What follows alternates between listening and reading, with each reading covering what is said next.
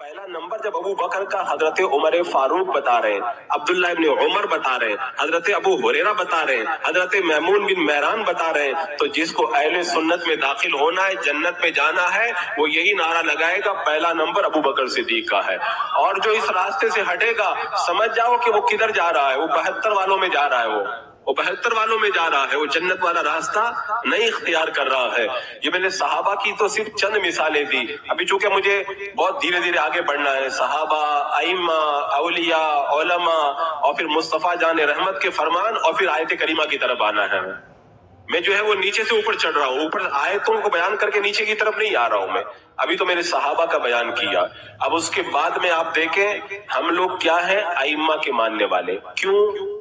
इसलिए कि उलमा और असलाफ ने फरमाया कि इस वक्त जितने भी अहले हक हैं वो 4 जमातों के अंदर जमा हो गए। वो क्या है? हनफी, शाफी, मालिकी, हम्बली। आगे उलमा फरमाते, इमाम तहतावी वगैरह बुजुर्गों ने फरमाया जो इन चारों से बाहर है वो अहले सुन्नत से खारिज है और गुमराह है।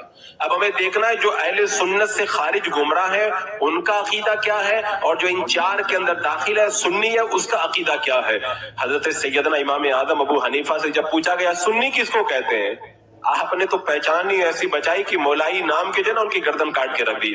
फरमाया सुन्नी वो होगा जो अबू बकर और उमर को अफजल मानेगा और हजरत उस्मान और हजरत अली से प्यार करेगा। इन अल्लाह वालों की नजरें कहां कहां देख रही थी, कितनी दूर तक। अपने दौर के गुमराहों का भी रद्द कर दिया और आज के नाम के मौलाइयों का भी रद्द कर दिया। अब मैं आपको बताऊं जो हनफी होगा वो क्या कहेगा।